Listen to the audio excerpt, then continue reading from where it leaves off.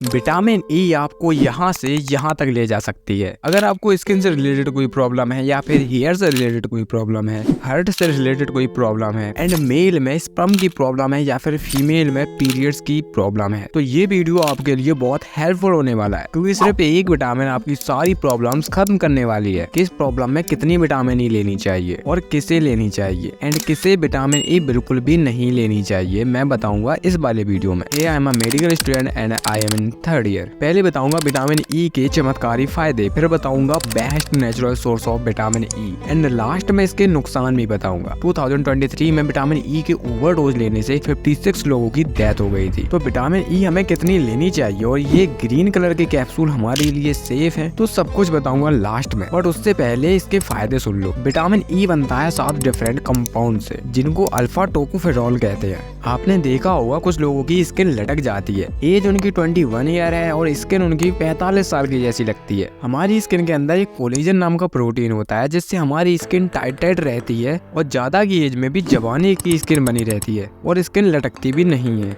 And अगर ये collagen protein कम हो जाता है तो हमारी स्किन लटक आती है और हम कम एज में भी बूढ़े जैसे लगने लगते हैं। इसलिए विटामिन ई इस कोलेजन प्रोटीन के प्रोडक्शन को बढ़ाता है। एंड आपने बहुत सारे क्रीम वगैरह के एडवर्टाइजमेंट में देखा होगा, सब बोलते हैं कि इसमें विटामिन ई है, विटामिन ई है। Nivea Soft's non-greasy formula has vitamin E and jojoba. तो विटामिन ई यही फायदा करता है। एंड फेस पे अगर पिंपल हो जाते हैं तब भी विटामिन ई बहुत फायदा देता है। इसे यूज करने के लिए आप इसके कैप्सूल को फेस पे लगा भी सकते हैं, या फिर आप एक और तरीका आजमा सकते हैं कि रात में लगा लो और सुबह जाके धो लो। कभी डॉक्टर के पास जाओ, चेकअप होगा, सब कुछ बिल्कुल ठीक आएगा, लेकिन डॉक्टर लिख देगा कि फैटी लीवर है। फैटी लीवर के बारे में तो आप जानते ही होंगे। जब हमारे लीवर के चारों तरफ फैट बढ़ जाता है तो खतरनाक बीमारियां भी बढ़ने लगती हैं। एंड अगर आपकी तोंद बड़ी है तो 90% चांस है कि आपका भी लीवर फैटी है। अगर फैटी लीवर पे सेपरेट वीडियो चाहिए तो कमेंट कर देना, मैं वो भी बना दूंगा। तो विटामिन ई लेने से ये फैट खत्म होने लगता है एंड लीवर सही से काम करने लगता है एंड आप बहुत सारी बीमारियों से भी बच जाते हो। फीमेल्स में देखा जाता है कि जो टीनेजर्स गर्ल्स हैं उनका पीरियड पेन बढ़ जाता है, जिससे day to day life problems होने लगती हैं। एंड इस प्रॉब्लम को